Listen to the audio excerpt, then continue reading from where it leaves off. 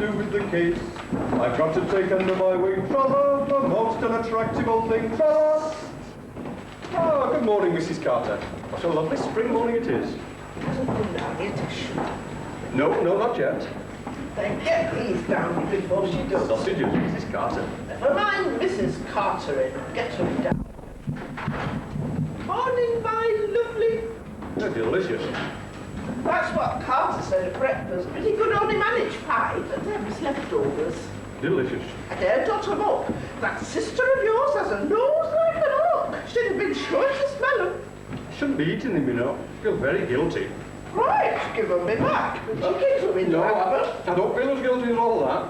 I should think not indeed. Putting you on a diet? I never heard such tommy rot. Oh, but it's true what Harriet says. I'm developing quite a tummy. Well, what if you are? I mean, nobody's going to think you're pregnant. Mrs. Carter. And you can still squeeze into the pulpit, can't you? Oh, good heavens, yes. Then what do you want to be dieting for? My sister says I'm eating the wrong kinds of food. That is why I'm inclined to be forgetful occasionally. Of course. You know what you want, really, don't you? I'm very content at the moment. A wife. That's what you want. A wife? Someone to love and cherish. Yes, very nice. And cherished. And cook. Haven't you never thought about it? Getting married? Oh, yes, indeed. I've thought about it. You should think a bit harder. And now's the time to do it. You know, spring, the mating season. It's no use you getting all hot under the nose collar. Parson though you may be, you know how many beans make 5. It's always been the wish of my life that someday someone, but at my age, who would... You know what they say? Miss Wright's just around the corner. Miss Wright, good heavens, I know she's around the corner, been there for years, but she's 80 in a day. I don't mean that, Miss Wright. I mean it right. Oh, yes, I see, Miss Wright. She wouldn't stand no nonsense from me sister. Miss Wright wouldn't. Soon give her the marching orders. But Harry wouldn't hear my getting married. She'd disapprove most strongly. Not much you so disapproving what you do. Now, Mrs. Carter, you must stop talking like this. Good heavens, you're putting ideas into my head. I bet he wouldn't let his sister rule him. Who? Oh, Peter, no, I don't suppose he would. But he hasn't got a sister. Isn't he? And to think is your nephew, your own flesh and blood, so to speak. Aren't you proud of him? Oh, yes, indeed, very proud. I should just think you are. I mean, him being on the telly every week is my pin-up boy, my heartthrob. I'm mad about him. I can't help it. When he comes on the telly and I look at him and then I look across at Carter, I think to myself, oh, I've got to. Did you watch Benjamin last night? Unfortunately, no, I wasn't able to. Most disappointing. But I had a church council meeting. I tried to hurry it through, but... Well, Peter was smashing. Best ever. And when he jumped into that raging sea full of deadly sharks... Goodness gracious, did he do that? True as I'm standing here, he isn't called Venture Man for nothing. Oh, the raging sea was warm. He's always been inclined to be a bit chesty. Oh, poor lamb! And you only had your trousers on, hadn't you, my lovely? And I thought, one minute, they were coming off. That's the door. Miss Humphreys. Nothing to be alarmed about, Mrs. Carter. Isn't there? You've still got some sausage left. Stop. Give over. Be quiet, Marie. It's both over. Arthur, what on earth's going on? What is the matter? Asthma. What? Brought on by starvation, that's what. Don't talk nonsense. More likely apoplexy brought on by overeating. After what he's had to eat in this house these last 4 days, I'll tell the birds and the bees. Mrs. Carter, will you kindly bring in the breakfast now? Breakfast? I'd blush to give it to a skein for its legs. And Mrs. Carter? Yes, We will not require the butter. Heck.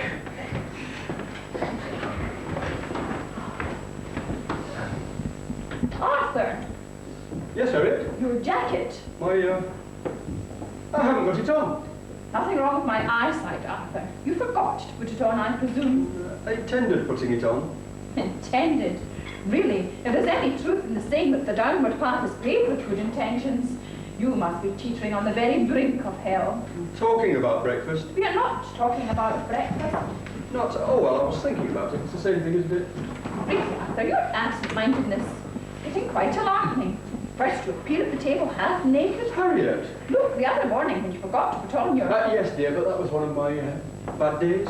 Your bad days are beginning to outnumber the good ones. Ah, breakfast at last. Well, for what it is, and such as it is, here it is.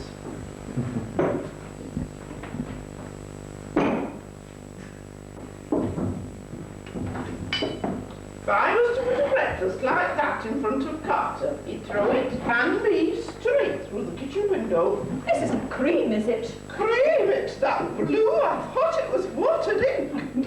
Very nicely, thank you. Not for Carter, it wouldn't. Really, Mrs. Carter's getting quite beyond herself. Drink your barley water. She's a good worker, Harriet. Yes, if she wasn't, she'd have been sent packing long ago. And a wonderful cook. Those heavenly breakfasts I used to have. Those delicious kidneys on Monday. That lovely bacon and crispy golden brown fried bread on Tuesday. Those luscious mushrooms on toast with walnut potatoes on Wednesday. And those... Arthur, eat your shreddy wings. My shreddy what? That. Sounds like furniture polish. And it looks like a forsaken bird. It's good for you, very slimming. Pass me the daily meal. Have you any appointments this morning? No, I don't think so. Well, you better check in your diary to make sure your mind being in the disorderly state that it is. I have an appointment at 10. Oh? Yes, our new campaign. What's for women? Freedom from hunger. We're sending some parcels off this morning to pull a whale. You wouldn't care to send, no, perhaps not. In any case, it looks as if it came from there. Oh, no! Well, near there. I don't believe it! That's never made in England. Arthur, have you seen this in the paper about Peter? Peter? Our nephew, Peter. Oh, Peter, no idea what's happened. Has he landed an even bigger television contract? Looks as if he's landed himself in a whole lot of trouble. Goodness gracious, Harriet, this shreddy thing, it's moved. I'm sure it is. I saw it. It sort of jumped. Will you stop talking nonsense and listen to this? But Harriet... Are you listening, Arthur? It did move. It sort of jumped. But don't worry. I'm batting it down now. Count it out. What were you saying? Really, Arthur, I am trying to tell you about Peter. What about him? He's going to get married. Lucky Peter. To one of those dreadful pop singer creatures. A beetle? Listen to this. The heading is, has he been caught at last? Then it goes on. Our photograph shows Peter Benjamin Graham, television's highest paid star, and incidentally most eligible bachelor, and the heartthrob of millions of women, dining with this month's top of the pop school, Pixie I'll Get My Man Potter, in a quiet Soho restaurant last Saturday night. Toying prettily with her crepe Suzette, Pixie said, I have adored Peter from the first moment I saw him, Venture Man. Can it be that Pixie, whose latest record, I'll Get My Man, is #1 in the hit parade, has actually got her man? My bet is she has. Disgusting. Have you seen it? Mrs. Carter, you mustn't come bursting into the room like this. Oh, I know I mustn't. But I've just seen it in the paper about him, Peter. You mean our nephew, Peter? He's going to get married. Oh, I can't bear to think of it. That gorgeous old musky Mrs. Carter. married to that trollop. Mrs. Carter, I must ask you. Well, have you seen her? And I swear she hasn't had a cold through her hair for months. And to think of her snaffling that gorgeous old husky, it won't bear thinking about. He could have had any woman in the country he wanted. He could have had me. I'd have left Carter for him any day. But no, he has to let himself be tricked into marrying that little horror. And what's she got to offer him anyway? Nothing except a bust. I must ask you. got to stop him, sir. But You've got to, for the sake of all the women in England. Mrs. Carter, pull yourself together. No, I won't. Not till the vicar's promised. He'll listen to you, sir. You're his uncle. And I'm also his aunt. No, poor lad. I'll try to speak so on the phone, Mrs. Carter. I'll tell him what you say. Bless you, sir. Bless you. Bless you. It's a terrible thing, and there isn't an angel in heaven that won't sing your praises. But surely they don't watch Ventureman up there. Arthur! Mrs. Carter, will you kindly return to the kitchen? I will. But what good I'll be when I get there? I little me have how many crockery that gets in my way this morning. It's no use, Arthur. That woman's becoming quite impossible. We'll have to get rid of her. Where would we find anyone who can cook like Mrs. Carter? Really, Arthur, must you always be thinking about your stomach? I have cooked for us in the past, don't forget. I shall never forget. Well, I've more important things to do than cooking. After all, I practically run this parish for you. You know, it's a great pity you never married Harriet. You would have made some parsons now a wonderful wife. Oh, far too busy looking after you. Haven't given a thought to marriage. Have you finished your breakfast? No, dear, it's finished me. What is it, Mrs. Carter? Thought you might like to know. Mrs. Barrington Locke's just turned into the drive. Oh, no! Oh, yes. Oh, really, I can't cope with Winifred's eccentricities at this hour of the morning. I wouldn't mind being a bit round about the dog money. Is she coming to see you, Arthur? For goodness gracious, I hope not. Frightens the life out of me. Well, in that case, you better go upstairs and stay out of the way. And Arthur, don't forget to finish dressing. Yes, dear. Shall I bring some more coffee in? No, do that. She'll be here till lunchtime. What you could do is take this out. I couldn't take you out.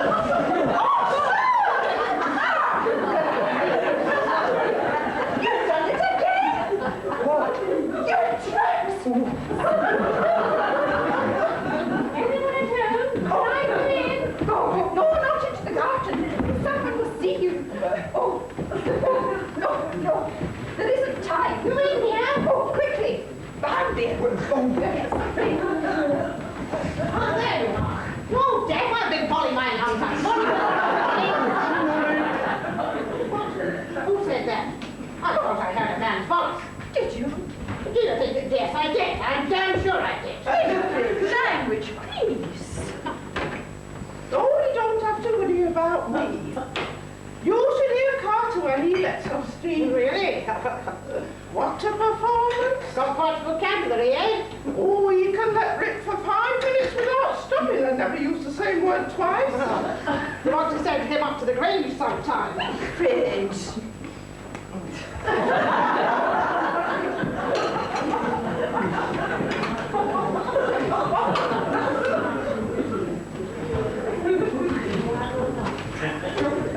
Mrs. Carter, will you? No, I will not. If you want to hear him, you must hear these words from Carter, not from me. Oh, look, what's about? Oh, shall I go? That'll be all, thank you, Mrs. Carter. Oh, very well. Lovely wash day, Mrs. Barrington. What was all that about? Oh, what? All that tic-tacking between you and Mrs. Carter. Oh, it was nothing. We were just, what brings you out so early in the morning? Well, when you're a widow, what is it to stop in bed for? There's a hell of a bath you've got, Harry. Look, Harry, don't stand there, dear. Come and sit down. Oh, but, I want a little advice. You know, woman to woman. Oh, couldn't we talk better in the garden? That cough of yours, Harriet, like a sexton wore us calling it paper. Oh, but it's quite warm. We could sit out in the lawn. I'm sitting on no lawn. You don't mind them? I do. Mind what? Ants in my pants.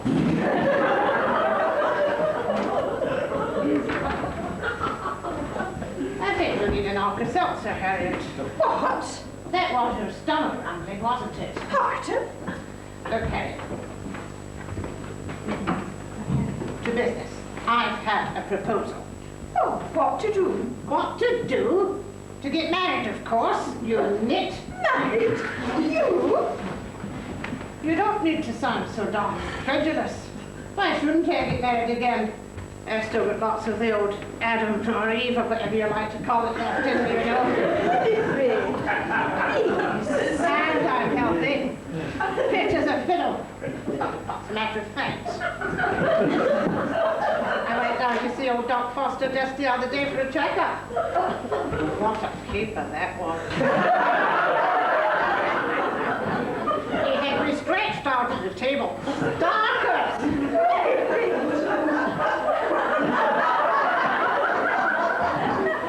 prodded me here, prodded me there. He put me through a sort of knees-up mother brand. Then he gave me a hell of a slap in the rump and said, "When you'll go, you're good for another 50 years." Amazing. Did you hear that? What? Perhaps I'm not as fit as I thought I was. Beginning to hear things. Anyway, what was I saying? Oh yes, I've had a proposal of marriage. Oh, and are you going to accept? What? Marry old George Patterson? The last time I saw him, he was propped up on 2 sticks. Expect he's on 3 by now. No, I'm not going to marry George. Oh, well, you're not going to marry him then. Well, what would be the point? What use would he be? No, I'm not going to marry George. But you know, his proposal to me has put ideas into my head. I thought it over after I got his letter this morning, while I was ploughing through the old bacon and egg. And I thought to myself, Willie, old girl, why shouldn't you get married again? A fine, healthy, strapping hunk of womanhood like you, it's your duty. Duty to whom? Oh, I don't know, country, I suppose. To do with a few more young conservatives.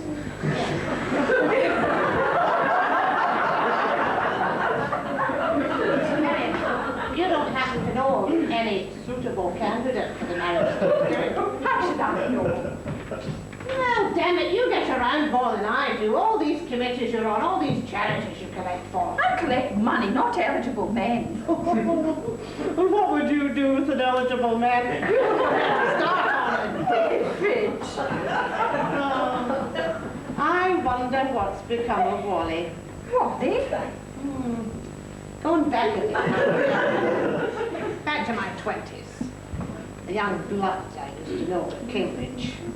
He was at King's and I was at Burke's. Cosmetics. I wonder if he's still standing on his 2 legs. Dark good legs they were too. Now if Wally were bland and active and unattached.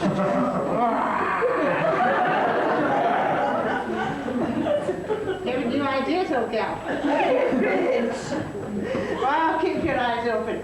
And if you do happen to come across something that can stand on its own 2 legs, of course, come to think, I could always advertise. Advertise for a husband? Why not?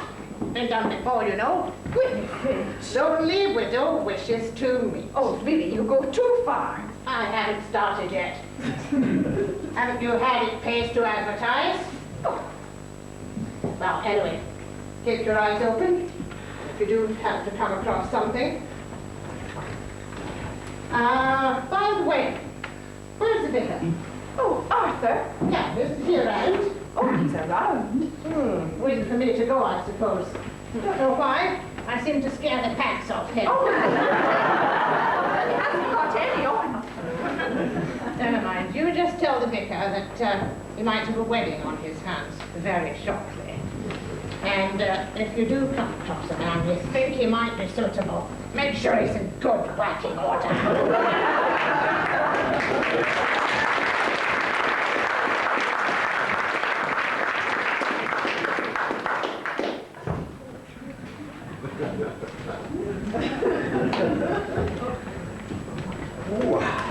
For he's going to marry you. You're right, you're very for already married. I think you're better, so come. For he's going to marry you. You're right, you're very for already married. I think you're better, so come.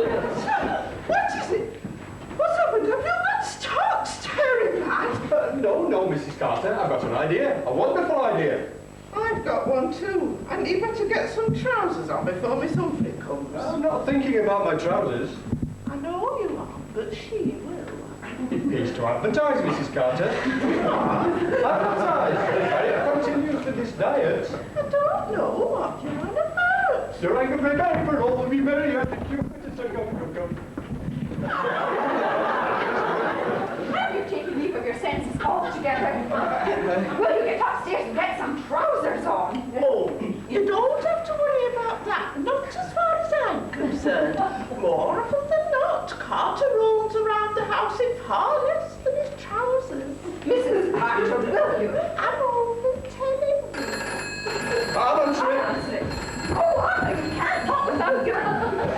Quickly, put this round you. The vicarage at Stonington Foley, the vicar speaking. Oh, good morning, Lady McAlpine. Harriet, it's Lady McAlpine. Lady Chatterbox. How are you, Lady Chatterley? Lady McAlpine. Yes, you are quite an early bird. But of course, you're a widow too, with nothing to stop in bed for. What did you say? Naughty, naughty. Lady McAlpine says I'm naughty, Harriet. You'll get rid of her before you... Yes, dear. Harriet says I'm to get rid of... No, no. Oh, I misunderstood her. Apparently, I'm not to get rid of... Yes, yes. Darling, do make up your mind. No, not you, Lady McAlpine. I was talking to my sister. What was that? You wish you could see me? Why should you, Lady McAlpine? Come round right away. No time like the present. You can't come round. You should thank heavens for that. I thank heaven for... Arthur! Peter. Oh, yes, Ventureman, our nephew. Oh, yes, we saw it in the paper. Or at least Harriet did. She read it out to me. What was that? You were heartbroken? Oh, I am sorry, Lady McAlpine. You'd have married him yourself. She'd have married him herself. What? Tell her she's old enough to be his grandmother. You're old enough to be... What was that? Stop Peter from? Oh, but I doubt whether he'd listen to me. Harriet? No, I'm sure he wouldn't listen to her. Well, I will, Lady McAlpine. I'll phone him immediately and tell him exactly what you've told me to say to him, and I'm sure he'll tell me exactly what to say to you. Well, goodbye, Lady McAlpine. Goodbye. Goodness gracious, how that woman talks. I don't need to tell you that I am a patient woman. Of course you do. Get upstairs at once. Oh, but Peter! At once. Oh, very well, Harriet, if you say so. Come to think of it, I am feeling rather tired. Good night, Harriet. I'm always glad when Sunday's over. Arthur! Yes, Harriet? It is not Sunday. It is Monday. Wash day. And you are not going upstairs to bed. You are going upstairs to put some trousers on. Of course, I remember now. Sorry, Harriet, very stupid on me, but Lady McAlpine... Will you listen to me? I'm going out now, Arthur. Splendid. I'm going down to the Institute. I know, my dear. You told me so, don't you remember? You're sending some parcels off to, where is it now? You see, you can remember when you put your mind to it. We're sending off a parcel of clothing to Bulla Whale. That's right. And you want my trousers. Oh, dear. Oh, stop that thing. Mother, I said, you stopped it. my head's spinning enough without... Oh, what is the time? Oh, I'll have to go. Now, that parcel of clothing, where did I put it? Do you mean that one by the front door? Oh, yes, I remember now. You see, going with my brother, it's getting me into the same state that he's in. I'll go and get it. Good. And I was going to put them in the dustbin. What did you say? Nothing.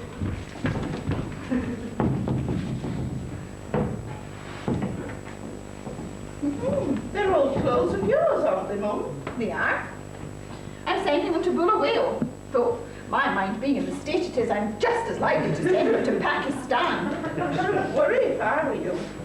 If Pakistan gets them, I'm sure Bulla Whale will be very grateful. What about it? Well, what about it? What? What are you having? Oh, there's some cold meat left over from yesterday. There is a little. Will you have that? Yes, And what will the vicar have? you have it too. But it's only the size of an oxo cube now, so when you cut it in half... Oh, there's plenty of lettuce in the garden and radishes. Yes. And how many shall I give him? What? Radishes? Mrs. Carter, are you being facetious? Oh, I don't know what that means, but I expect I am.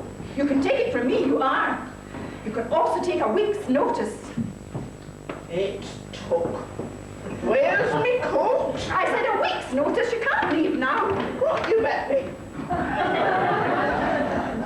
Outrageous woman. Oh, let her go. Oh, Arthur! Arthur! Where are you calling, Harriet? Will you come downstairs, please? Oh, but... I want to see if you got on your... Oh, yes, you have. Of course I have. What? I'm going now, Arthur. Going? Oh, yes, of course, the parcels to Bullawale. Mrs. Carter is going too. To Bullawale? Mrs. Carter is leaving us, Arthur.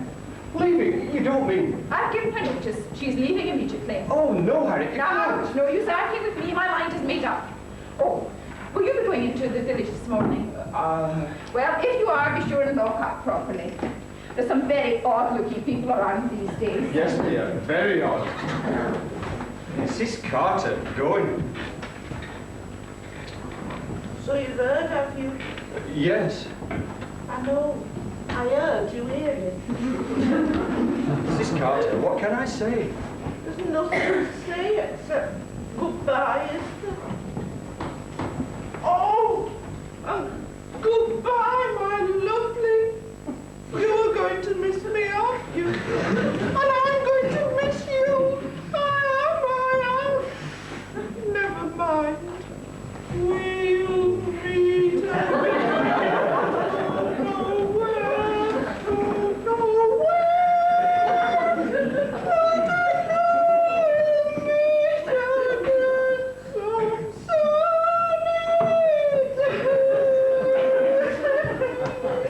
Mrs. Carter, I'll miss you too. Those luscious breakfasts you used to... She's gone out, hasn't she? Harriet, yes. Do you know what I'm going to do before I go? No. I'm going to cook you the best breakfast you're likely to get this side of the grave. Mrs. Carter. Bacon, eggs, 3 of them, fried bread, tomatoes. Mrs. Carter. Wonderful. And you know what I'm going to do? No, I'm going to... Oh, no, I can't tell you. But I'm going to do it. that's right, sir. You do. I don't blame you. Now, what was it she said? Ah, yes. Lonely widow wishes to meet. Oh, no. Ah, yes.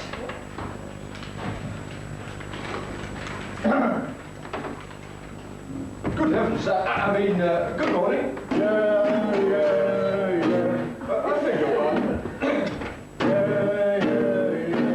Yes, quite. Oh, yes, of course, I understand. You've called for the parcels to take them home to Bullawale. They're down at the Institute. Institute. It's an English word meaning... Oh, my goodness. It's a hole. Get them smashed. Help, please, call. Huh? Your loving nephew. Peter, my dear boy, but just now you were... That's right, disguised. But how? Uncle, you've got to help me. How much? No, I mean really help me. Oh, you mean a check? No, you've got to hide me. Hide you? From whom? Well, how many women are there in England? I've no idea. Never have I, but that's where you've got to hide me from. And one in particular. Oh. Crazy cretin that's out to snaffle me. But you're already snaffled. It says on the papers. Do you mean you're involved with someone I'm else? not involved with anyone, and I'm certainly not getting involved with Pixie. I'll get my man Potter. But it says in the papers. I'm not marrying her. She's trying to trick me into it. But she must have some grounds for thinking. Neither the grounds nor the brains for thinking. You haven't plighted her your troth? No, and I haven't taken her up any dark alleys either. Uncle, you should see her. I have seen her in the paper. Dreadful. Lousy. That's what Lady McAlpine said. And Mrs. Carter was equally... Mrs. Carter? Peter, Mrs. Carter is one of your most ardent admirers. Oh no, Uncle, I don't want to be any woman. Oh, but Mrs. Carter isn't a woman. I mean, an ordinary woman. She's Mrs. Carter. I'll get her. No, Uncle, no. She's already in the kitchen. I'll call her. Please, Uncle, I know exactly what'll happen. A woman only has to see me and it gets monotonous. Mrs. Carter, surprise, surprise. Uncle, please, never mind your Mrs. Carter. Let me explain about this pixie horror. You see, she's been chasing me for weeks. And last Saturday night, she had the colossal nerve to come Look round who's my here, flat. Mrs. Carter. She was through the door before I could stop her. So I took her to a sleazy restaurant. And I got the newspaper. Well, I could do anything about it. We've been photographed. A pixie blasted cottage, like they told me to be. Kitchen. Yes. So, Uncle, you see the mess I'm in, don't you? So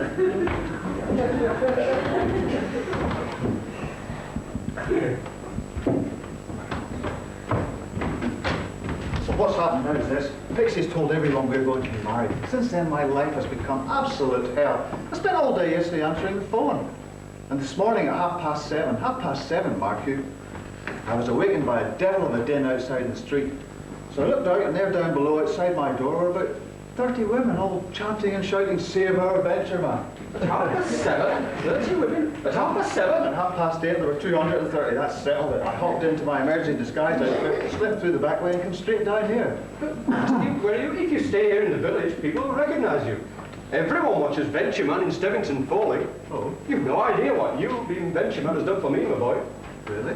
Oh, yes, indeed. I'm no longer just the vicar of Stevington Foley, but Venture Man's uncle. It's made a great difference to my congregation. Whereas in the past at number 6, it's now gone up to 9. Uncle, you've got to let me stay here. But if it gets known you're here, the vicarage will be invaded by hordes of prominent newspaper men. I'm sure your Aunt Harriet wouldn't like that. But I've got to hide somewhere. I'm damned if I'll go abroad. I love going abroad. And England's so pretty in the spring. We only get it once a year. Why does our daughter? Just because of that little husband chaser. I'll see her back in Liverpool first. They may call me Venture Man, but that's one venture I'm certainly not letting myself in for. I'm staying up for a while until I get things sorted out. The way they are, you're going to need some sort of garden for a change. Yes, I suppose that is... So, Uncle, do think seriously about letting me stay.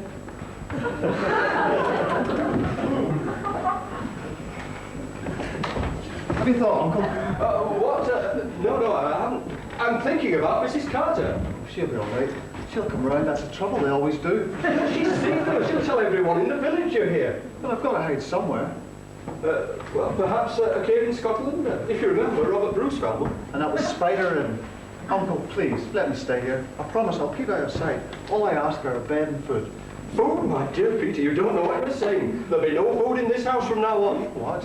No, you see, Harriet has given Mrs. Carter notice, and she's put me on a diet. Who has? Mrs. Carter? No, Harriet. Do you know what she gave me for breakfast this morning? What? Straw from Bullaway. You put up with that? I did, but I'm not going to. Do you know what I'm going to do? What? I'm going to... never mind. That reminds me, I have an important letter to finish. Will you be passing a pillow box? Between here and Scotland? It's possible. Well, sit down, my boy, while I finish my letter. Then you must be on your way. Vicar, are you there? Winifred! Who? Winifred Barrington Lockshee. Oh, Uncle, I couldn't put up with another faint just now. Vicar, where are you? Vicar! Oh, there you are. Didn't you hear me calling? Brandy, man, Brandy. Brandy? She's dead. What? Who is? Oh, Mrs. Carter. Stretched out all over head in daffodils. No, not dead. In a dead heat. Oh, she's moving. Brandy, man, Brandy. I'm afraid we haven't... Well, water then, water. Is there a bucket in the kitchen? Oh, I'll get it myself. What? Who is this? I expect you recognize him, Winifred. He's... Out of my way, young man. This is no time for buddy hugging.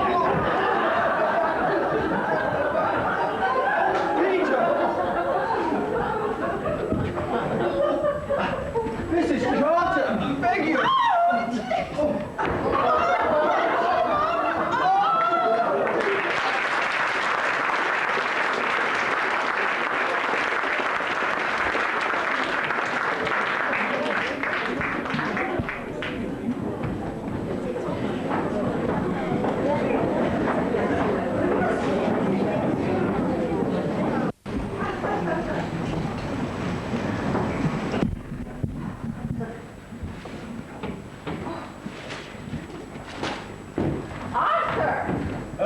Yes, Harriet, is it the post? No, it's not the post. It's all this nonsense about Peter. He's very late. Who, Peter? The postman. All this anxiety about the post. You expecting something special? No, but I'm expecting a letter. Nothing special, that is. What were you saying, Harriet? It was nonsense, of course. What? I mean, you said something about nonsense. Yes, it's all this tittle in the papers about Peter's disappearance. But you read that before breakfast. And I shall probably read it again before lunch. It's quite ridiculous. There would be more fuss if the Prime Minister had disappeared. Far less, I imagine. And I feel terrible knowing all the time, reading this where is he rubbish, knowing that he's up in our second best bedroom. Well, he's back. There's nothing wrong with his back. It's just an excuse for him to hide away here at the vicarage. Oh, I hardly think. Arthur, that is an overstatement. You don't think at all. Why did Peter resolutely refuse to let the doctor see him? Mrs. Carter is doing him more good than any doctor. 3 times a day she's massaged his back. I know it. Oh, how reeks of wintergreen. The post? Mrs. Carter. Oh, sorry, can't stop. It's breakfast. Got to get it to him while it's hot. Mrs. Carter! One thing's certain, Arthur. The moment Peter leaves this house, that woman leaves too. What is more certain, Harriet, she won't leave until he does. Have you finished with the Daily Mail, Harriet? I have the Times here if you'd like it. Oh, not at the moment. By the way, we never did solve the disappearance of yesterday's Times, did we? No. Quite extraordinary. You had it at the breakfast table and then it just disappeared. Yes. There. That's got him settled. Slado is back. Bless him. Oh, thank you, Mrs. Carter.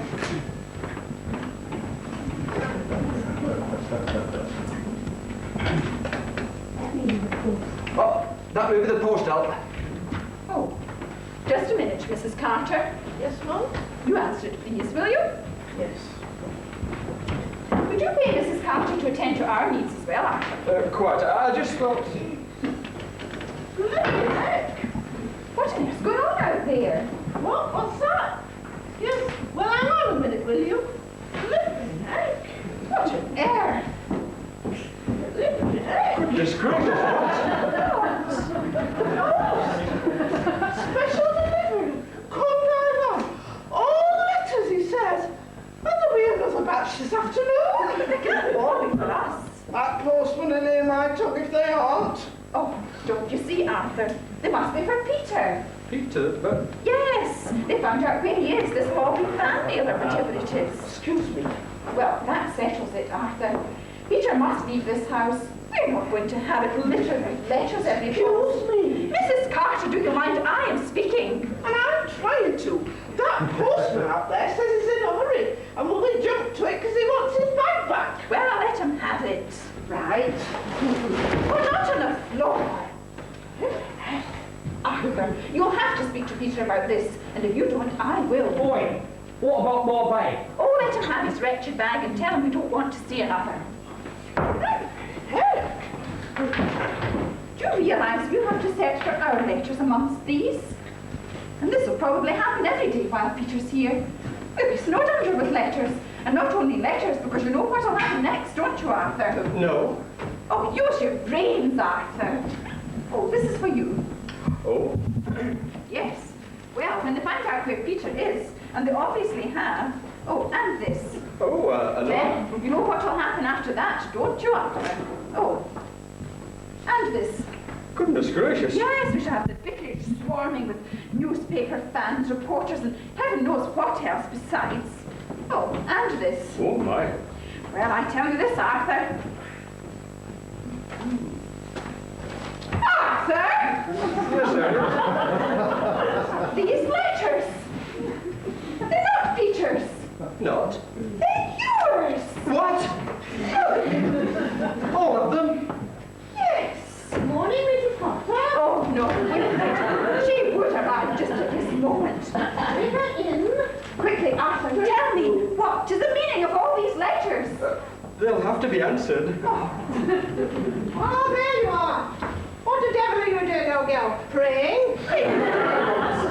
Oh, the vicar wants to work with you. Mind if I sit down? Been giving me hell this morning. Now, vicar, what have you been up to? What have I been? Outside your gate just now. I passed Mrs. Whatsit talking to Mrs. Thingamy. You know them. And Mrs. Whatsit says to Mrs. Thingamy, have you heard about the vicar? Well, it was all I could do to stop myself stopping and saying, no, what? But I didn't. And when I turned in here, one of them gave a hell of a roar of laughter and said, do you think she's going to try her luck?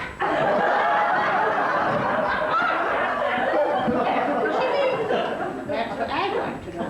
Vicar? What is it, Mrs. Carter? Just I want.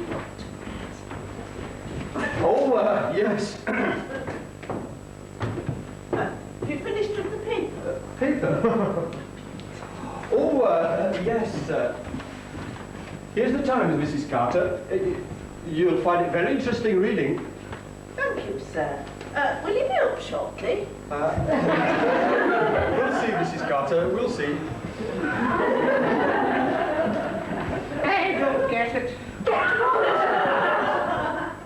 How can you afford to pay that woman whatever it is you pay her by the hour to go upstairs and sit, where I presume she's going to sit reading the Times? And as for you joining her shortly, well, we won't go into that. What the hell's going on in this house? I'll take it, Harriet. And don't tell me there isn't anything going on, because The vicarage, Stubbington Foley, the vicar speaking. What name? Mrs. Annie Sparks. Do we know Mrs. Annie Sparks, Harriet? We do not. Well, what can I do for you, Mrs. Sparks? What's that? Good heavens, she says to begin with I can call her Annie. Well, I'll be. Well, where are you speaking from, Annie? Arthur! Children come hardy. where the hell's that? It's on a call box. Well, we mustn't waste time then, must we? What was it you wanted to say to me? You're a widow Who is this woman? with only 2 children. Did you want more? Good heavens, she says yes, please. Well, I could put you in touch with the missions to seamen. What was that? You don't like sailors. You prefer parson. Madam, Annie, I'm afraid. No, it's impossible. Out of the question. No, there would be no point in my coming to John Comhardy. No, Annie. Oh, there go the pips. No, you mustn't put more money in. No, Annie. No, waste the money. Oh, you should never have phoned. I don't know where you got my number. Oh, Annie. Goodbye. Yes, forever, goodbye. And now, Arthur, will you kindly explain? What, my dear? What was all that about? And who was that woman? What? It was a Mrs. Annie Sparks from Chilton Comhardy. She wants some more children, apparently. She thought I might. Oh my goodness. Will you excuse me if I take a turn around the garden? I'm feeling slightly. Well, you look at... Yes, sir. Yeah, in the garden. Oh, here it is.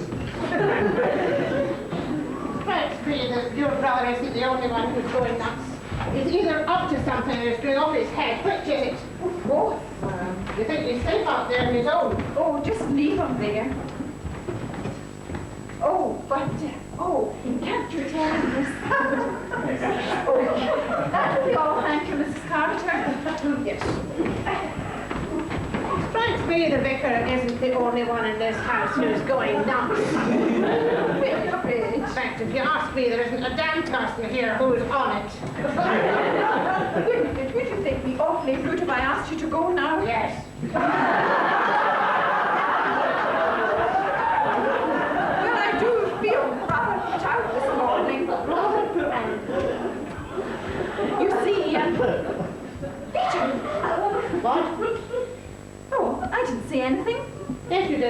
You said Peter. Did I? Oh, I must have been thinking about him. I've been thinking about him rather a lot lately. Who? St. Peter? No, no.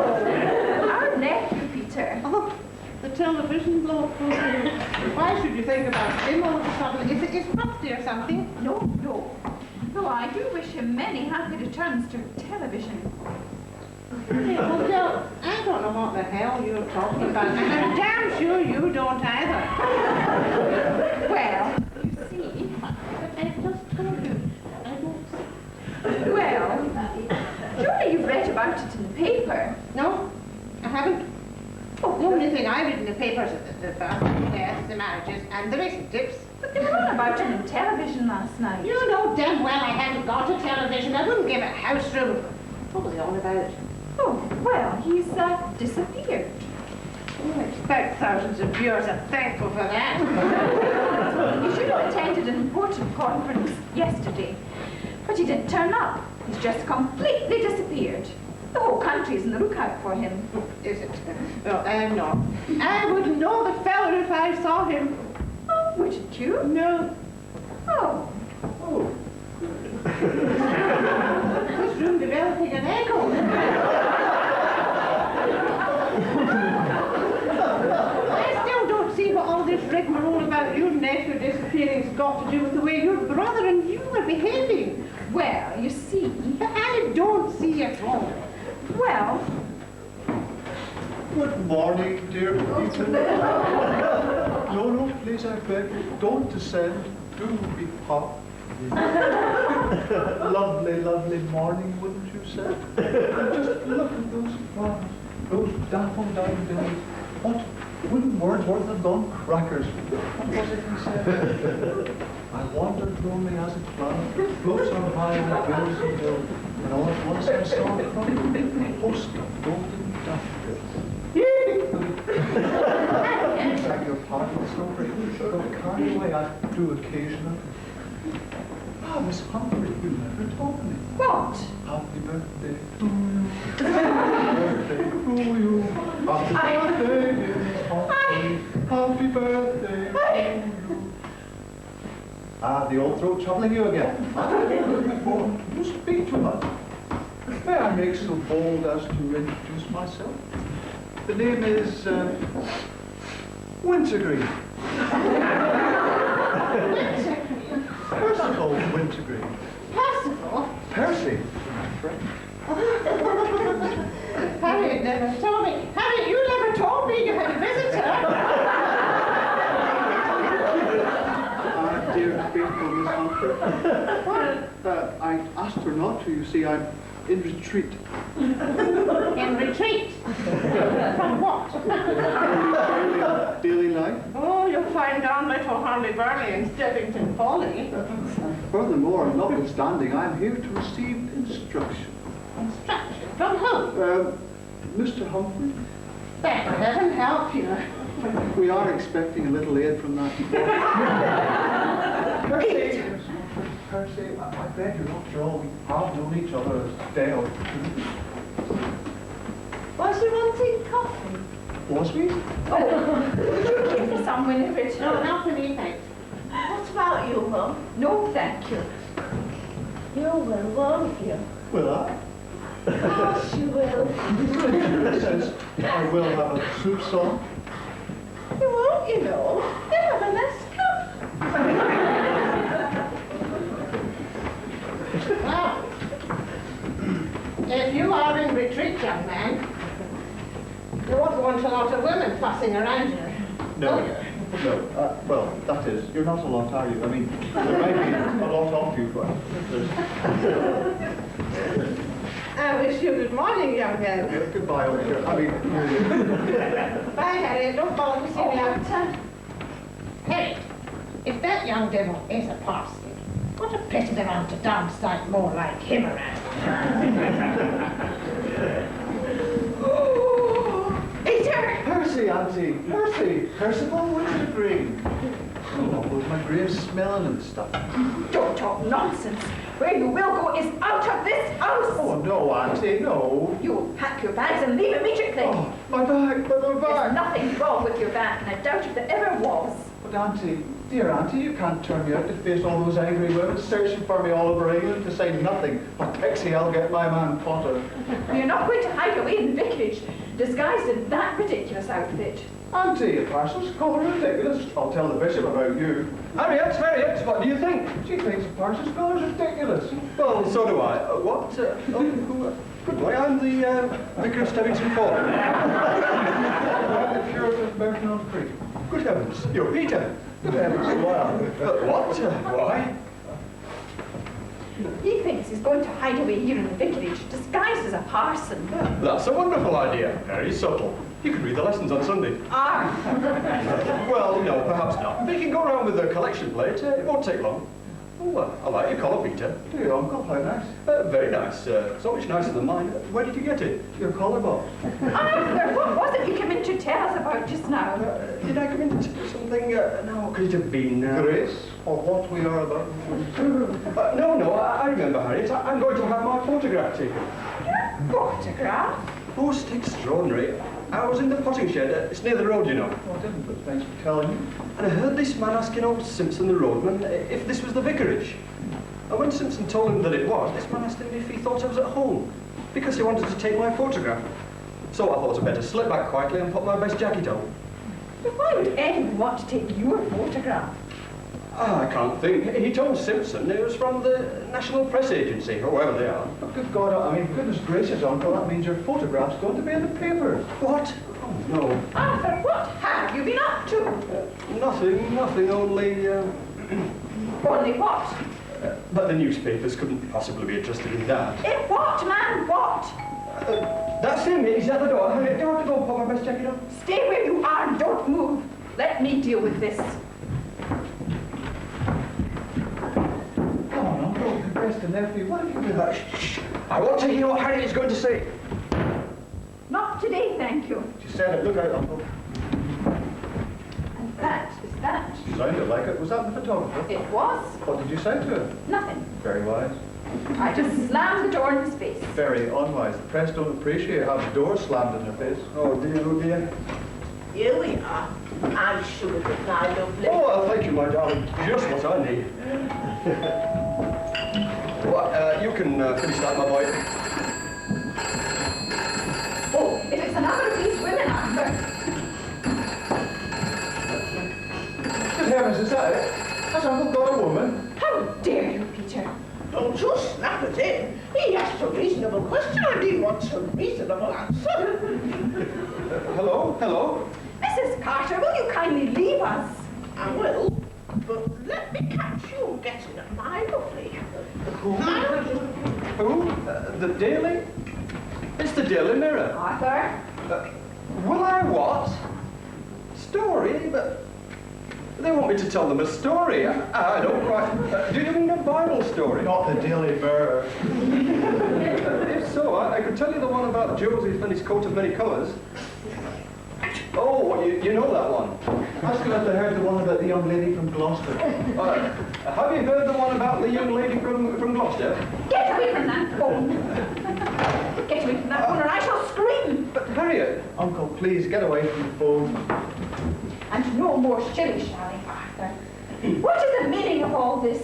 And who is that woman from Charlton come, wherever it was? Hardy. And why did that man want to take your photograph? Auntie, we are very inquisitive this morning. Why? And why did the Daily Mirror want your story? Why? And what is the meaning of all these letters? Good heavens, are these all yours, Uncle? I'm waiting, Arthur. Auntie's waiting, Uncle. They're just in answer to an appeal I made. An appeal? Do you mean to the Beetle Fund? Oh, to tell me the Beatles are broken already. The Death Watch Beatles in the church. Sorry. No, not for the Beetle Fund exactly. Well, for what exactly? A wife. You appeal? I don't believe it. I don't believe it. Uncle, doubting Thomasina doesn't believe it. And I must say, it does take a bit of swallowing. Where exactly did you make this appeal? In the Times. The Times? The personal column yesterday. You advertised Uh-huh. for a wife? Uh-huh. And you gave your name and address. Well, if I hadn't, how could anyone have applied for the post? Who's the non-diplôme, Uncle? Love star, bachelor, something like that. What did you say in this advertisement? Say? How did you word it, for heaven's sake? No, let me think. There's no need to. I kept a copy. I put it somewhere you wouldn't find it, Harriet. No, well. Yes, here it is. Shall I read it to you? Oh, let me. Bachelor clergyman would like to meet lady who would love, cherish, and cook. Oh my God, fathers. Arthur. Love, cherish, and cook in a charming country vicarage, electric oven, indoor sanitation, single beds if desirable. Application by letter only, no callers. The Reverend Arthur Humphrey, the vicarage live in Follinia, Belfast, Sussex. You see, that's all I put. But good Lord, Uncle, don't you realise what you've done, or rather what you've left undone? What? You haven't even suggested marriage. All you've done is offer the choice of a double or a single bed. But I meant marriage. You haven't said so here.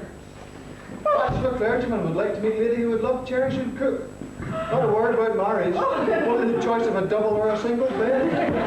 Arthur, I think I'm going to kill you. No wonder the press are onto this. No wonder they want your photograph. You've made yourself a laughing stock all over the country. What? Oh, no. And what will the bishop say when he finds out about this? You'll be dismissed from the parish. Possibly unfrocked. Excommunicated. Burnt at the stake. Why? I had to do something, Harriet. You've given Mrs. Carter notice, and the thought of your cooking and shredding wax for the rest of my life.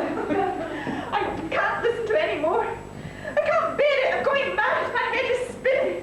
Shall I slip down to the village and get you some aspirin? No, you dare. You will stay here. Dare show your face in the village. And while I'm up there, you can lift up all these letters. And after that, you will go upstairs to the bedroom and stay there, out of harm's way. But so what can I do about the letters? It seems very impolite not to read them. Well, Uncle, you take this lot up to your room, and I'll go through the rest. Oh, but Peter, I can't ask you to take all that trouble. No trouble at all, Uncle. Go down the time of my life. Peter, Yes? if you should come across one that seems promising. Promising? You mean one that prefers a double bed? Yes.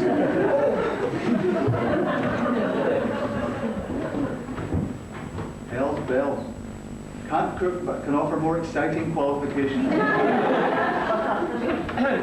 Excuse me. Eh? Do you mind? No, not at all. What? Hold it.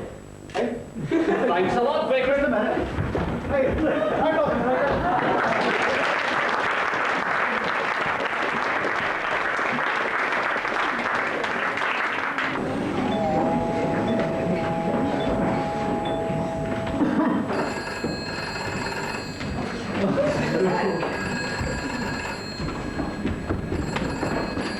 No. If that's another of them. Mrs. Carter, if that's another of these reporters. I'll give him hell.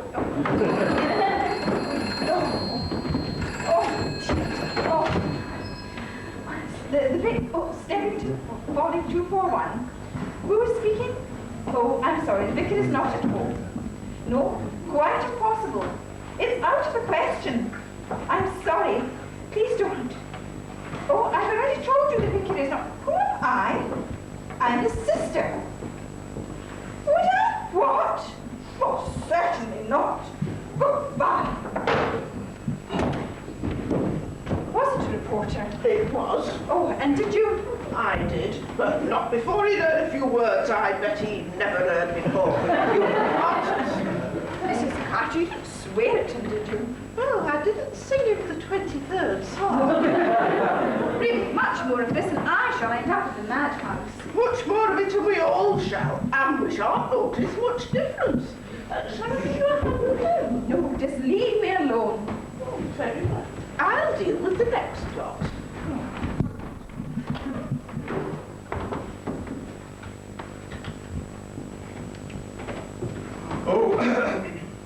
Arthur, Yes, Harriet? are these all this morning's? afraid so, my dear. Well, you know where you can put them, don't you? All of them. Yes, all of them, straight in the bonfire.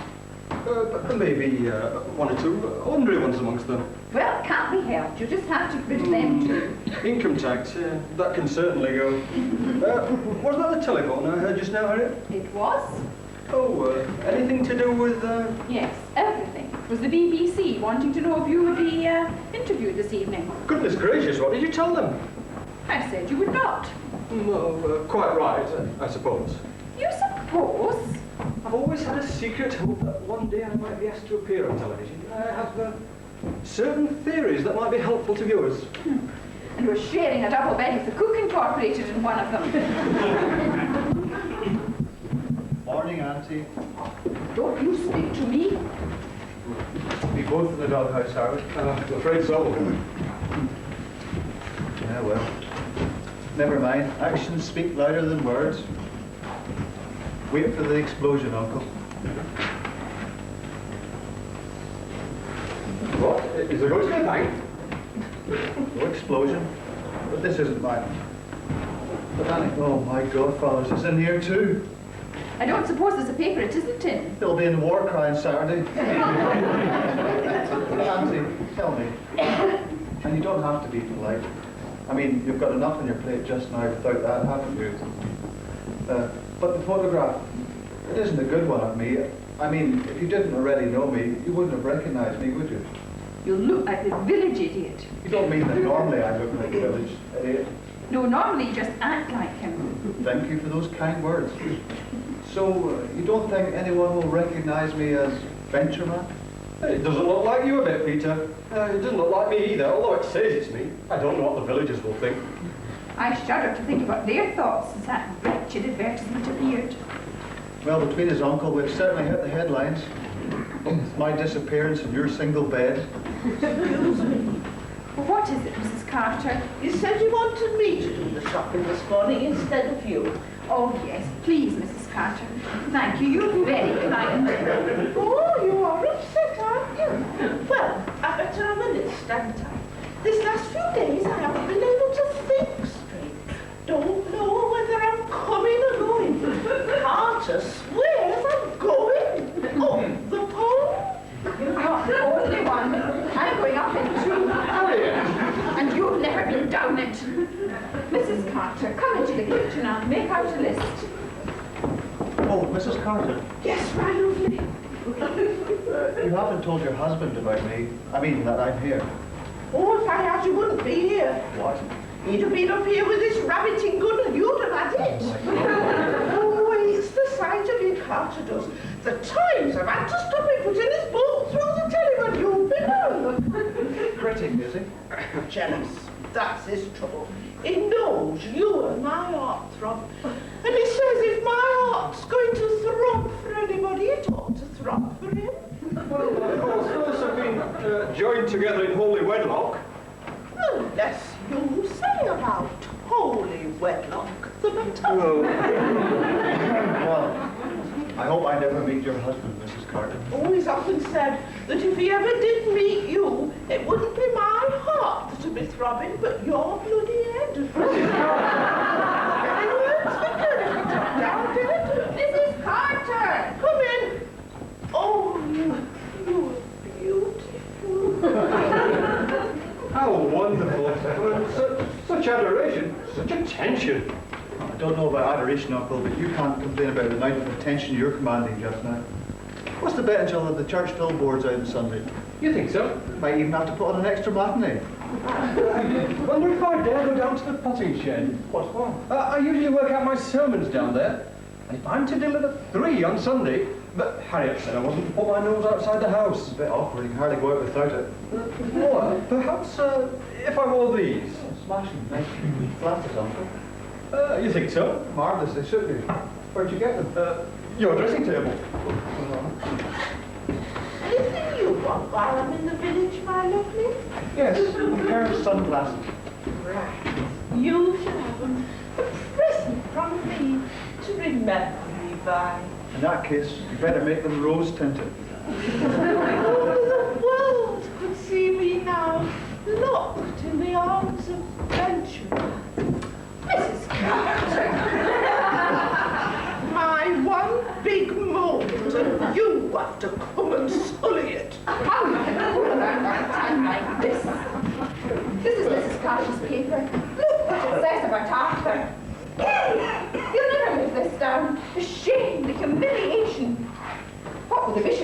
He reads about this. Uncle's Bishop. Lax. Lax. What's that short for? No, don't tell me. The Bishop of Lax. You'll be appalled. Listen. Waxy Lax. Oh, no, not that phone again. I can't answer it. It's sure to be a reporter or the BBC or one of these ghastly women. Well, let me deal with that, Auntie. Why don't you go upstairs? I've only just come downstairs. I've been upstairs for practically the last 2 days. I can't stay upstairs forever. That's a pity. But what's the point of me going upstairs? I can't sleep. What with worrying about Arthur and that bloody phone. Auntie! I'm going mad. I'm going mad. I must be. Not half you aren't. Oh, shut up! Well, I'm going too. Look, Auntie, in my room, chest of drawers, third drawer down, there's a bottle of whiskey. Why don't you have a swig of it? Do the world of good. Oh, I wouldn't drink. I never drink. Not even my own dandelion wine. Well, that's understandable, but I'm sure that the teeniest drop of whiskey would help settle your nerves. Oh, no, I couldn't. No, I'd rather die 1,000 times. 10,000. 20,000. Did you say the third drawer down? Hello? No, you can't.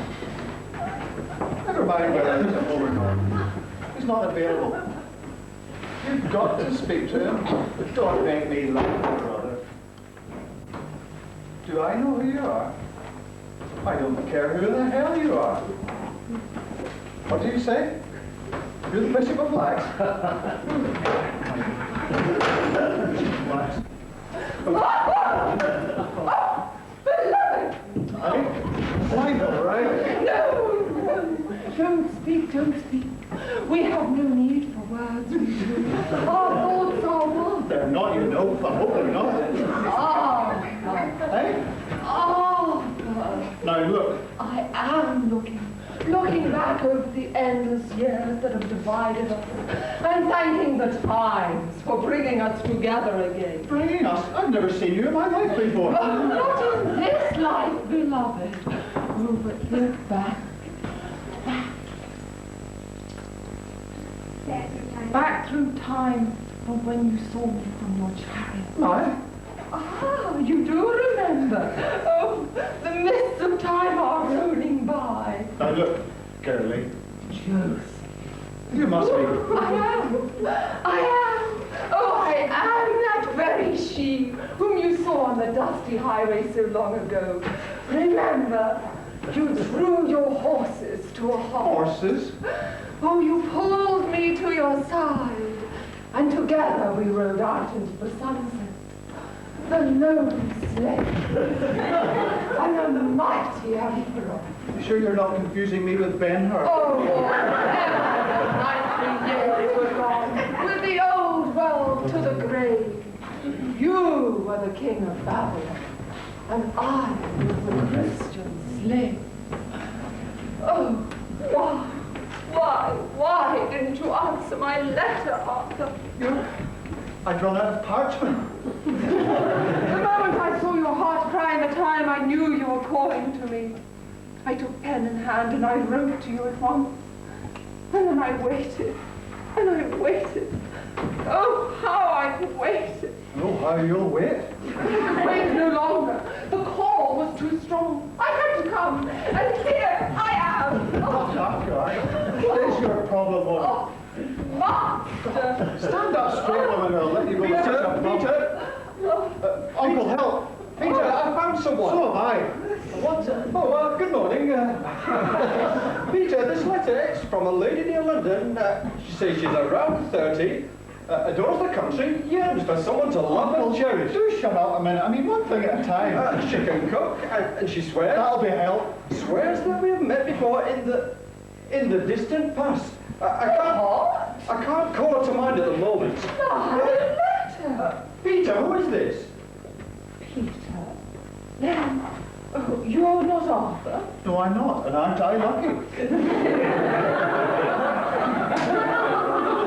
You must be Arthur. Well, yes. Of course, I realize that now. How could I have been so silly? Beloved! Excuse me, Uncle, I've got to see several men about table door. Oh, Arthur. No, don't speak. Oh, we have no need for words, we two. Our thoughts are one. But I'm not thinking, I'm scarcely breathing. Oh, Madam, look, if you... I am looking back of the endless years that have divided us and thanking the times for bringing us together.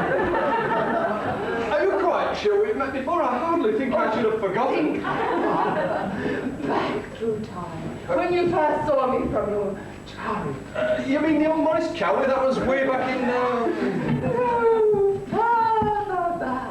I'm trying to. Before the Morris Cowley, I had a bicycle. Let the mists of time roll by. Madam, I'm beginning to think you must be... I am that very she whom you saw on the dusty highway so long ago. Remember, you drew your horses to a halt. But I've never driven one horse, let alone two. Oh, you pulled me to your side, and together we rode out into the sunset. The lowly city, and the mighty emperor. Wherever the knightly years were gone, with the old world to the grave, you were the king in Babylon, and I was the Christian slave. You have the most amazing memory. Oh, beloved! Please, I must insist. Before we can think of loving and cherishing, there's quite a lot to be done. Now, first of all, I must take down your particulars. Here and now. Here and now. You must remember I've had several replies to my advertisement. Oh, Yes, see I- what you mean. And I must, in fairness, give them all some consideration. Oh, but Arthur. Now, what was the name again? My memory. Surname? De Brissac. But Arthur, beloved. De Brissac. French. On my mother's side. And on your father's? Oh, mother didn't get time to ask him. You are from Paris? Putney. Putney. Christian name? Josephine. Josephine. The Empress Josephine. I was christened after her. Roughly how long after? Beloved, it is all in the letter. Quite. I think you said your age was, around 30. Yes. Around 30. Within what radius? In wisdom, I am 1,000 years old. That's about what I thought. What's next? Oh yes, love and cherish but we can leave the love and cherish you've already demonstrated fully. Cooking, most important. My specialty. What? Fairy cake. Oh, very. Take one, beloved. I made them specially for you. Oh, thank you. Fairy cakes. Yes. Yes. Yes, indeed. Speciality, rock buns. Oh, how happy I'm going to be in my kitchen cooking for you wonderful dishes with spices from the Orient, full of Eastern products. I rather favour Western nourishment. However, thank you very much for calling, Mr. Brissac.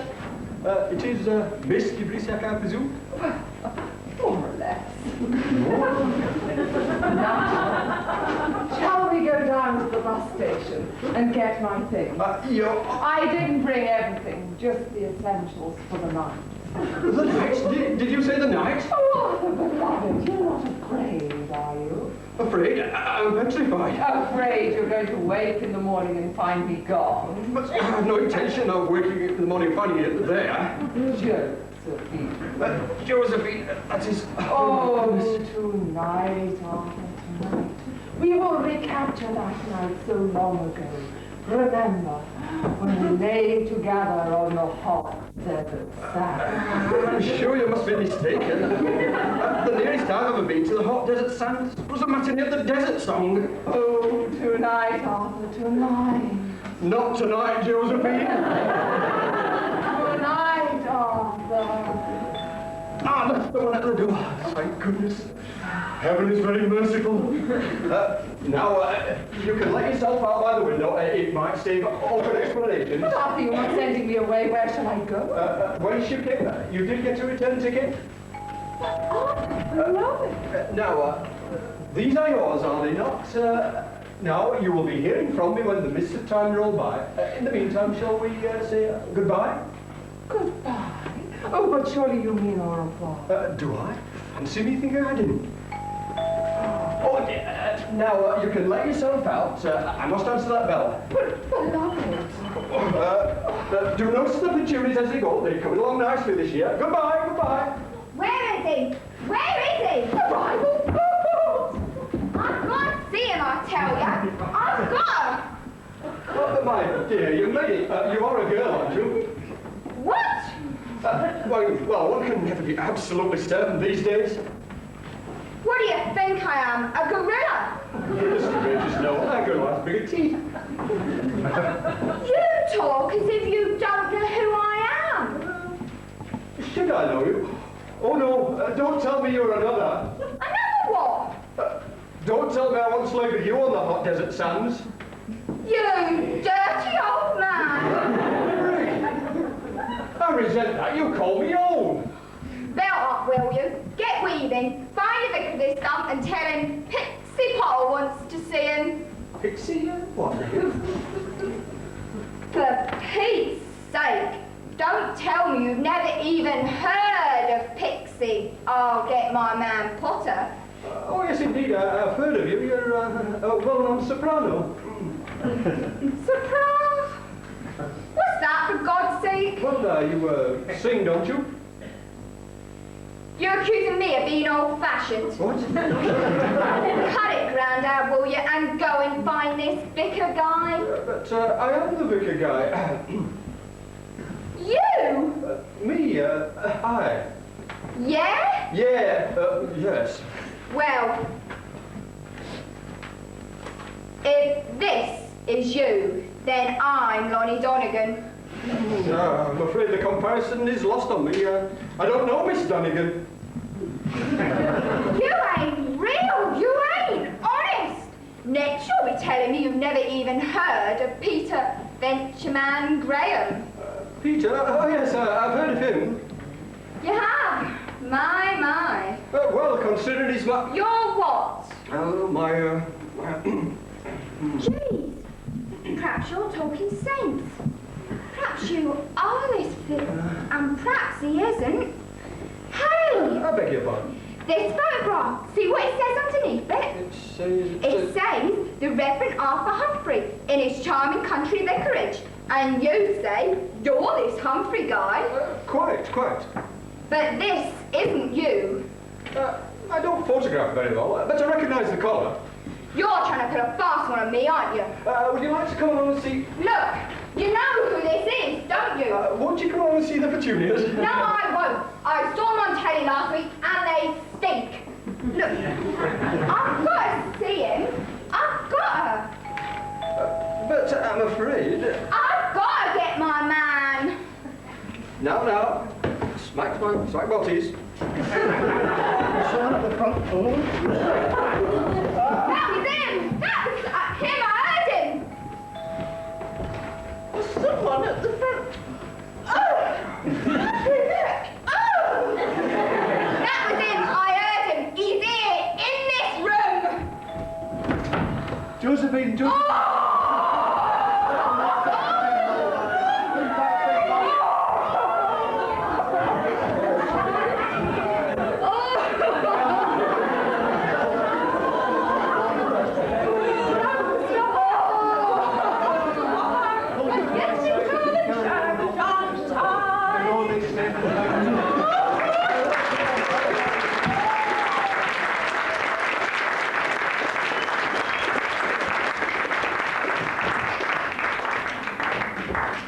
Your request is granted. What? Ladies and gentlemen, at the request of our friend here in the centre, will you now take your partners for the Merry Widow Waltz?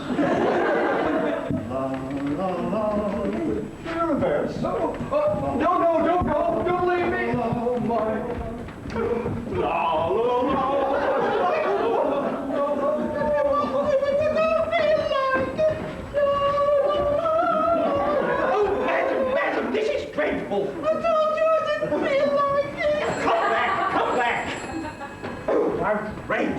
Outrageous! Oi, anyone at home? Perfectly outrageous! Oi, you! Oh, my good man! Yes, you in the armchair, you deaf. My good man! 3 times I rang this ruddy bell. You want these ruddy letters, I found you. Oh, well, really? Whatever you do, you don't. I want my ruddy mailbag, so get a move on, mate.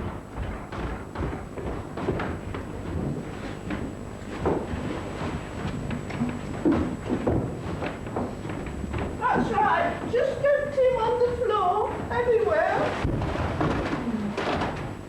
Good heavens! Incredible! Oi, mate, don't go to sleep over the ruddy job. Oh, really? No, mate. Reckon I could do with a flunky's job just sitting about in an armchair. Flunky? Oh, Oh, look, Wayne, I know I said anywhere, but I didn't mean anywhere. You men, honest, you haven't the brains you were born with. oh, but that... There ought to be a law against you, the whole lot of you, and the puppy if I have my way. I... Faithless, faithless creatures that you are. Oh, please, don't distress yourself. I'm not distressing myself. It's been done for me. But who has? The less that the better. Talking won't mend a broken heart, will it? Oh, but now, come. It's no use you coming. You haven't had a red-hot needle stuck in your heart, pulled out and stuck in again, have you? But frankly, no. He did it to me, my lovely. Your husband? Oh, Carter! Don't make me laugh. But such was not my intention. My heart throb. It was him. Are you telling me there's another man in your life? I'm not telling you anything. My brothers used to say to me, Molly, don't tell a man anything. Keep him guessing. You know, Daddy never did find out. Would you kindly tell the vicar I'm waiting to see him? Yeah, you're not another of them reporters, are you? Reporters? Yes, disguised as something. Really? Really?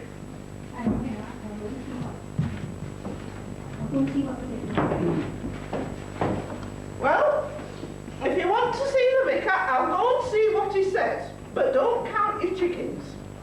Oh, and you might just finish getting that lost straight while you wait. It'll pass the time.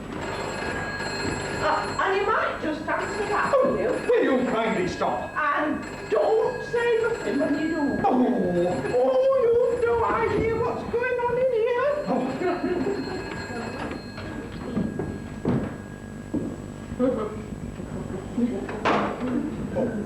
Oh, no, I'm blessed at my... Oh, that... I don't want another cup of coffee. All I want's my man. I've come here to get him, and I won't leave until I do. But my dear young lady... I love him, I tell you. Don't you know what love is? I'm learning. From the first moment I saw him, I loved that big slob. But he don't love me. He looks at me as though I were poison. Please don't cry. I'll have another cup of coffee instead. Oh, go and get him. Bobble. I want my man, and I'll get him. I'll get him after. I'll get my man. I'll get my man. I'll get my man if anyone can. I know just what I'm facing. It's me who'll do the chasing, but I'll get my man. I'll get my man. Yeah. I'll get my man.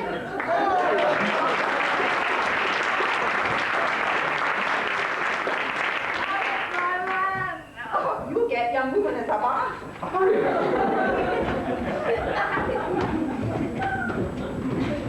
I know just what I'm facing.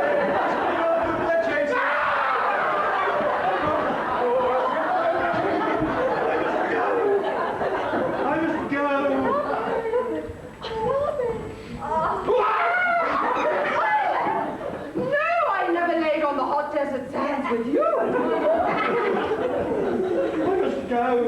I must go.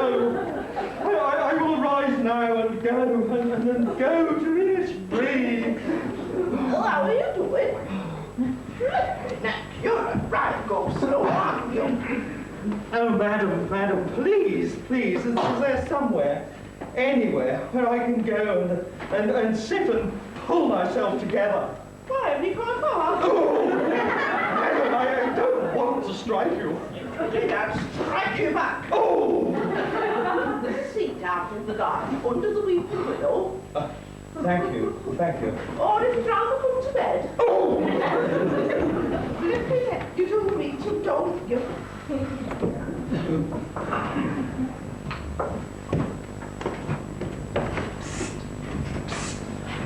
If you're psting at me, you can go and I'm finished with you. Mrs. Carter. It's no use Mrs. Carter in neither. Molly. No, Molly, not after what you've done to What me. have I done? I mean, what did I do? You've broken my heart, that's all. Surely you can't think. And not long ago it was Josephine. Surely you don't think I'm falling for that And payback. next it'll be Pixie. You can't believe I'm falling for her. Oh, Pixie Potter. No, the other one. Then what was you doing playing slap and tickles with her behind that screen? That was all for Pixie's benefit. Oh. Uncle. Is it safe to come down there? Well, you know Molly better than I do. Oh, the things you say. Where is he? The bishop. He's under the weeping willow, weeping. And that Josephine creature, where is she? I don't know, I locked her in the potting shed, but she must have been through the window. She's not there now. Oh, Mrs. Carter, Now what? these garments. We make them into a neat parcel, please. What was are they? I'm sending them to Bulawayo. They're Miss Potter's. Pixie's? Where is she? Locked in the bathroom. I'm giving her a bath. Good heavens, Pixie never has a bath. She's having one now. Flipping heck. And Peter, when I'm finished with her, I'd like you to get that young woman out of this house. But aren't you without any clothes? Well, she's not going to parade around the vicarage and those dreadful things. Quite dreadful. I'd rather see you start naked. So would I. Have you decided what you're going to say to the bishop yet? You haven't spoken to him, have you? No, not yet. What have you got there, Auntie? Oh, aspirin. I feel terrible. Oh well, in my room, chest of drawers, third drawer down, there's a bottle of... Was... Not now, there isn't.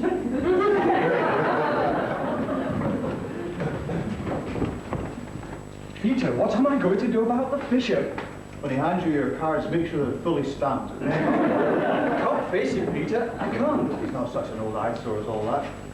It will be the first time that we've really met, and it has to be under these distressing circumstances. Oh, no, no more letters. I can't face them. I can't face anyone, the bishop, anyone. Peter, I must go. Go where? I must go away and hide somewhere. Where's my hat? Uncle, take it easy. Peter, didn't you say something the other day about a cave in Scotland? No, I didn't. You did. That's right. I said it would be spider-ridden. I'd rather face 1,000 spiders than the bishop and all those women. Well, goodbye, Peter. I'm going. Going where? Scotland. What? Well, look here, Uncle, you can't. It's been nice having you stay with us, my boy. But, Uncle... I'll send you some shortbread. What about your toothbrush, Uncle? Ooh. Oh, no. He's here. Oh, Lord. Humphrey! What did you say? I said Humphrey. That's what I thought you said. You are Humphrey, are you not? Am I? Well, aren't you? Far, far better thing I do now. Ever done.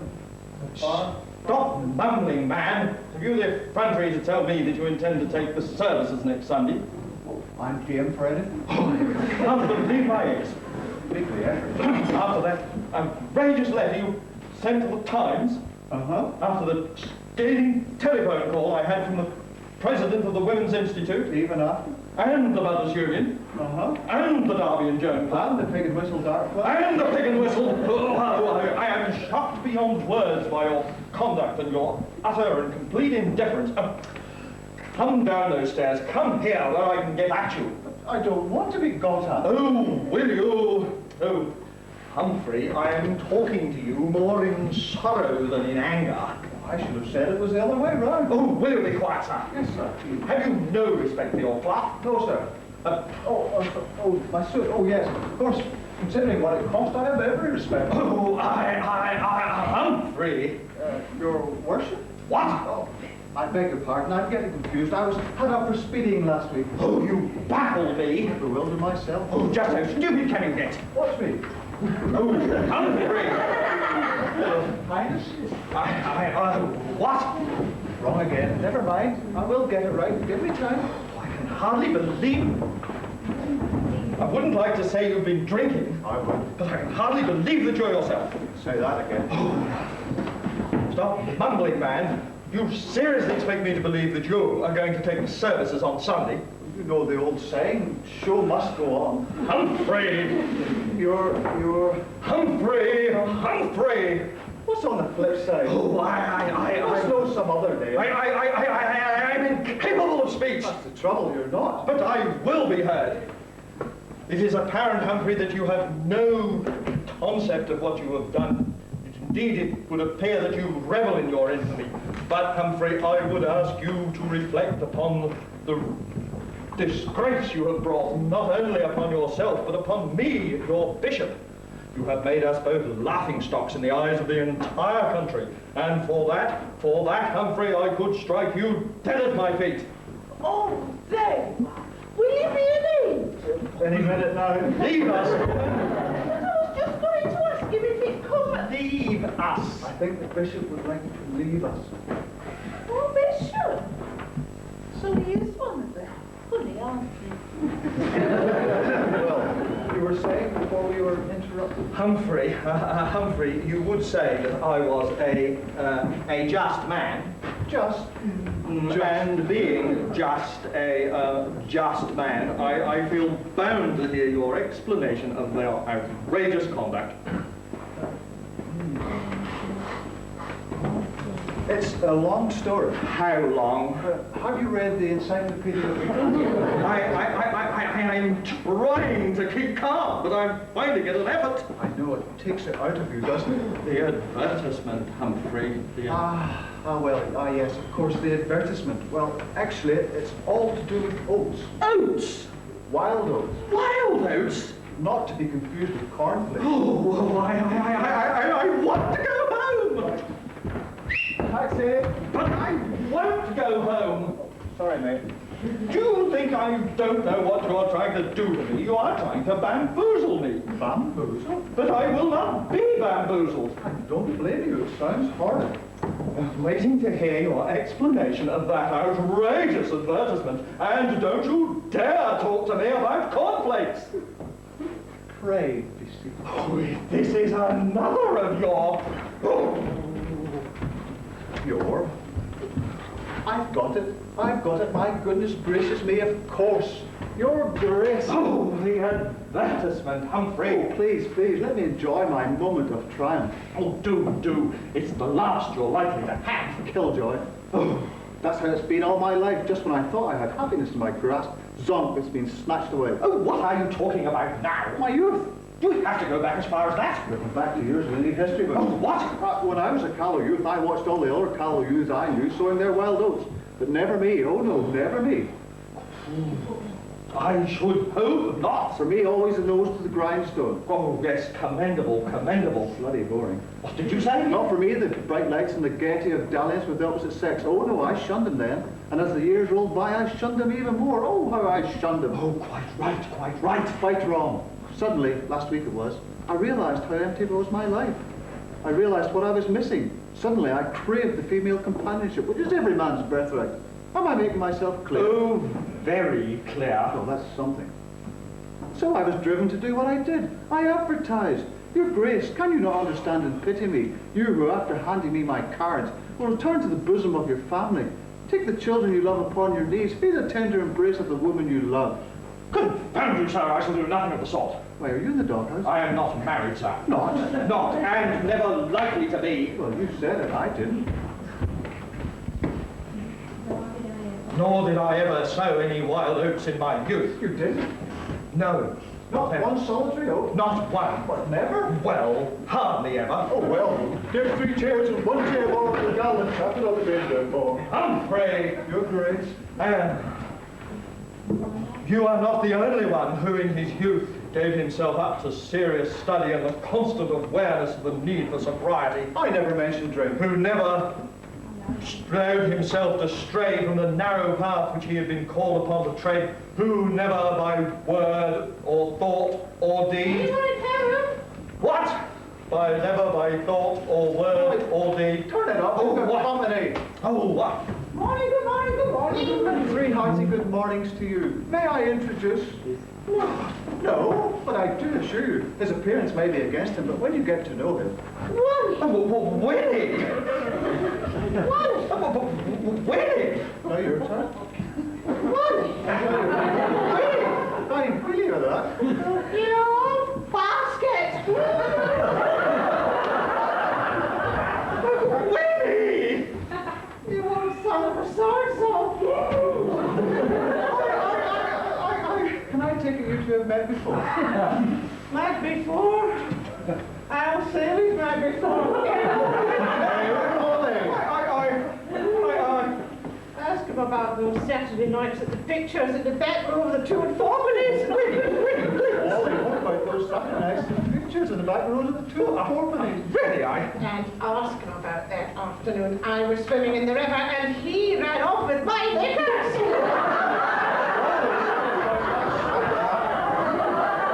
The next time I saw him, they were flying from the flagstaff of the city hall.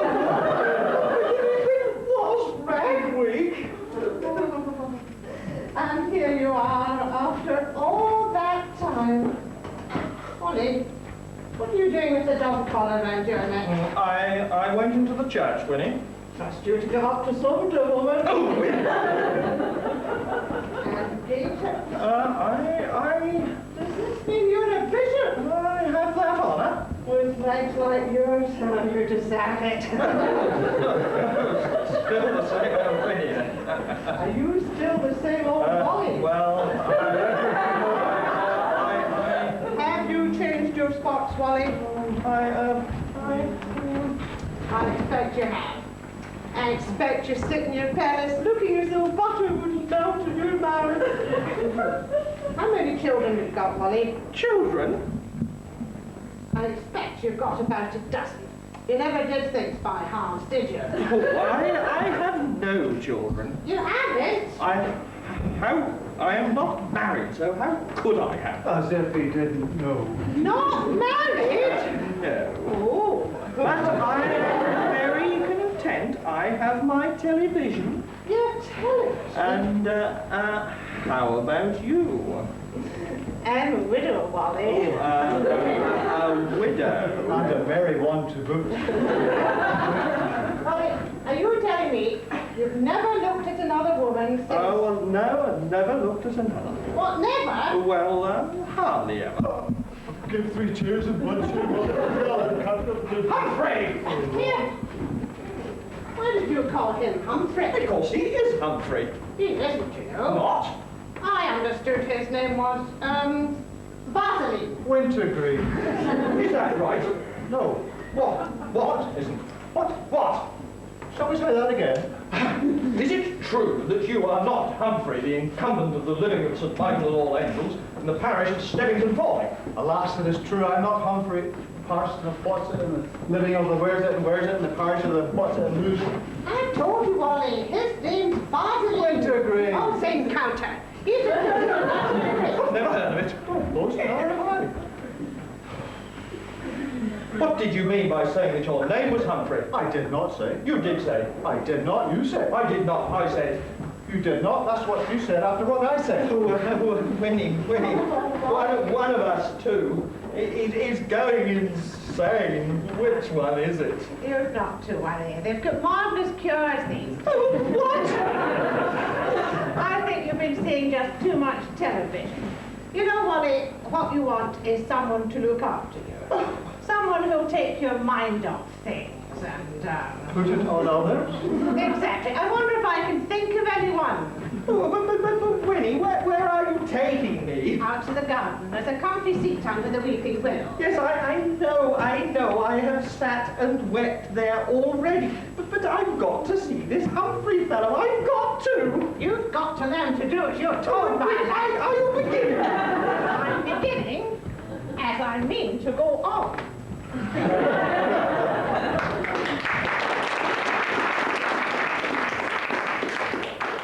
And that's the end of the Reverend Ruddy Wintergreen. Are you there? Are you there? No, I'm here. That is, if it's me. Do you know, they've just been on about you on the radio again. They say you're still missing. That must have surprised you. Hey, wearing glasses. And just look at your hair. Yes, I know, Molly. Dreadful, isn't it? Can't do a thing with it. Do me a favour, will you? Of course. Where's it called? Sit down. Molly will do it for you. Oh, thanks. Short bag and size, please. Aren't you pretending to be whatever you were pretending you were supposed to be anymore then? I'll work that one out, but I think the answer is no. Oh, well, in that case. What's the point? Pixie's seen me. She knows I'm me. I'm not going to roam the countryside dressed as a parson. You know, I've been thinking. Perhaps if you took her in hand. Took her in hand. Pixie Potter. She's not bad looking, really, and I know it's noble of me to let you go for it. Because if I was free, Molly, dear. but I'm not. I'm saddled with carters. Just a minute. Molly, did he take us both He did blast him. in each other's arms? Yes. Hello, the carters.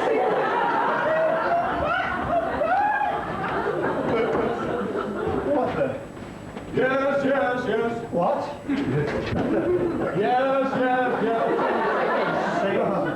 No, I'm not be Peter. Uncle, have you gone? No, but I'm going.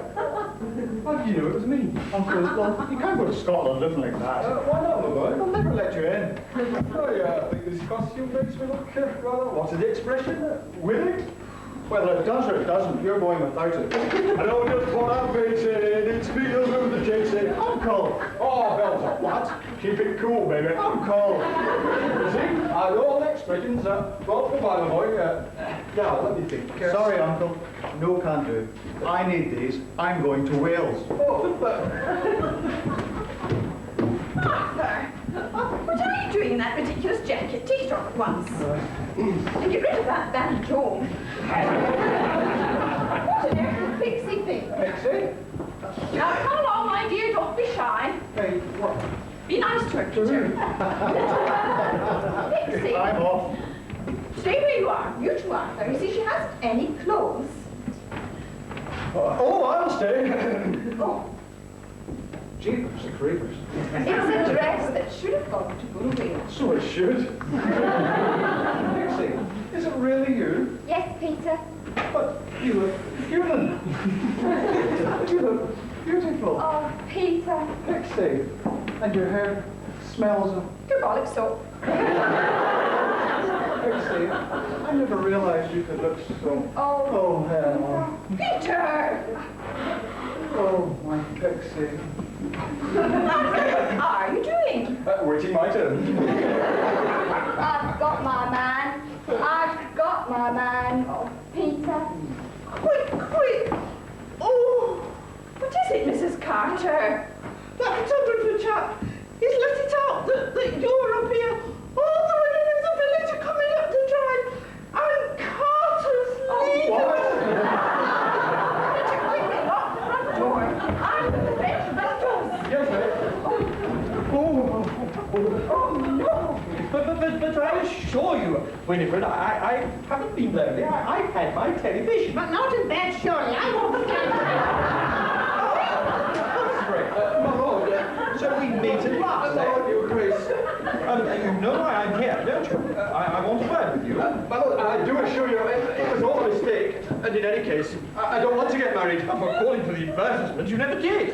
Forgive me, Your Grace, but could you postpone your talk with my brother just for now? You see... I do not see that I intend to.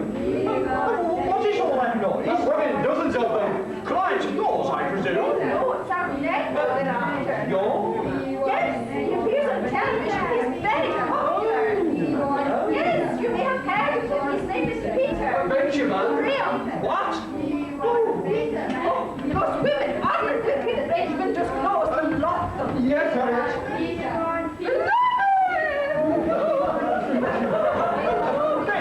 Benjamin, your nephew. My favourite programme, my favourite. Humphrey. My dear Humphrey. My very dear Humphrey.